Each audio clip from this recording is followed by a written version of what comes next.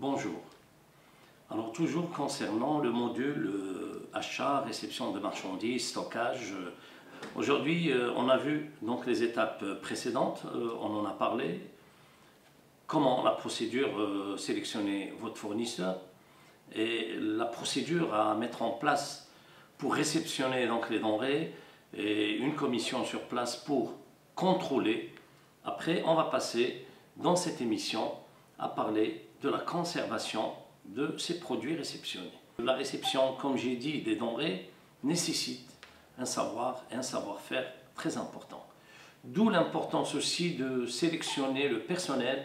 Il faut qu'il soit qualifié, surtout service économique et votre magasinier, pour qu'il puisse faire un roulement des stocks et aussi contrôler ces stocks et savoir lancer la commande au moment opportun.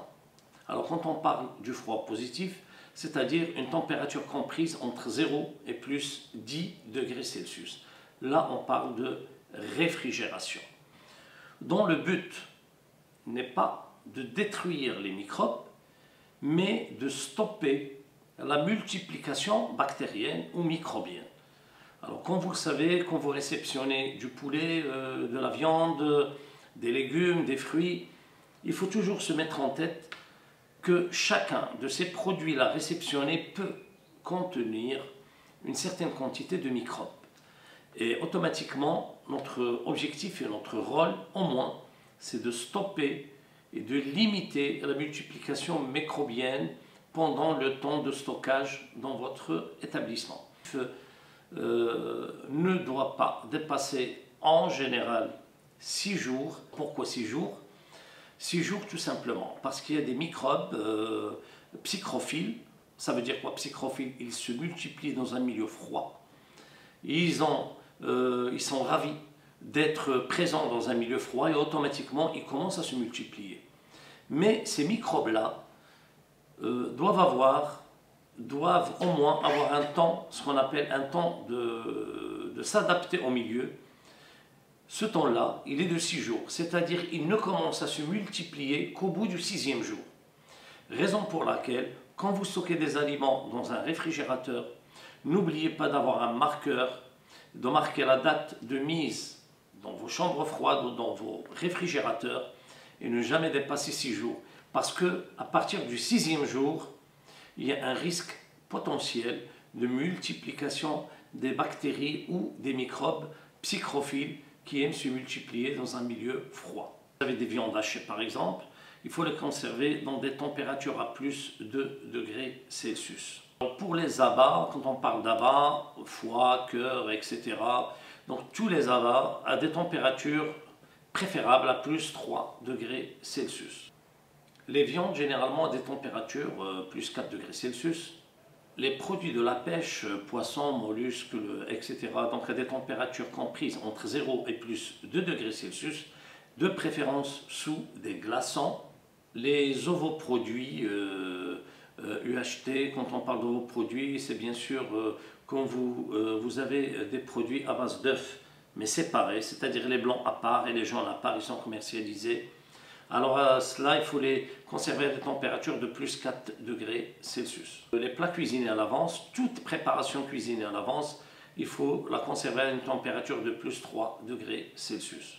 Alors, ce qu'il faut savoir, la chose la plus importante, quand vous possédez plusieurs chambres froides, il est préférable de séparer par groupe d'aliments ou par famille d'aliments. Dans une chambre froide, quand on parle de viande, les viandes rouges et les viandes blanches, gibier, etc. Vous mettez le poisson dans une chambre froide, légumes et fruits dans une autre, et ainsi de suite, les produits beurre, œufs, fromage dans une autre chambre froide. Comme ça, vous séparez, et parce qu'il y a déjà ce qu'on appelle, il peut y avoir des contaminations croisées, ça c'est très connu, hein. Par exemple, parce qu'il y a certains microbes et certaines bactéries qui sont volatiles dans l'air, et vous risquez de contaminer un aliment par un autre. Dans le restaurant, si vous ne possédez qu'une seule chambre froide, il faut que la température soit comprise entre 0 et plus 4 degrés Celsius. Alors pour légumes et fruits, généralement, ils résistent beaucoup plus longtemps parce qu'ils sont d'origine végétale. Et il faut comprendre que tous les produits d'origine animale sont beaucoup plus altérables que les aliments d'origine végétale. Donc les légumes et les fruits se conservent beaucoup plus. Pour cela, on peut donc les conserver à des températures entre 6 et 10 degrés Celsius. Mais par contre, plus les aliments sont fragiles, comme le poisson, comme j'ai dit, entre 0 et plus 2 degrés Celsius, les viandes de préférence à 3 degrés Celsius jusqu'à 4 degrés Celsius au maximum, et vous remontez progressivement selon les articles et selon les aliments que vous avez, et est-ce que vous avez une seule chambre froide ou plusieurs. Donc ça, c'était déjà pour le froid positif pour comprendre. Alors maintenant, pourquoi il est préférable de conserver à plus 3 degrés Celsius et beaucoup plus pour être précis à 3,3 degrés Celsius. Parce que les contaminations ne proviennent pas uniquement des microbes ou des bactéries. Les bactéries, des fois, ont la possibilité de libérer des toxines, c'est-à-dire c'est une substance toxique qui peut nuire au consommateur.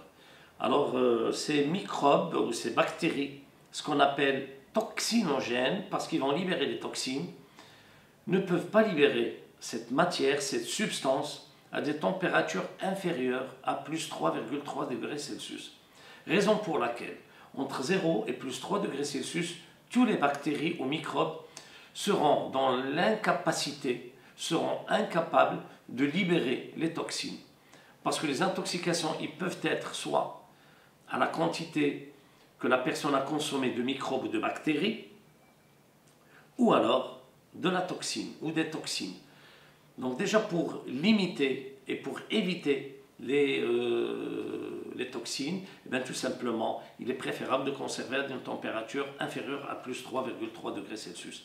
Et tous les produits qui n'ont pas subi de transformation industrielle, qui proviennent directement de l'abattage vers le restaurant, là, il est préférable de les conserver à des températures inférieures à plus 3,3 degrés Celsius pour la réfrigération.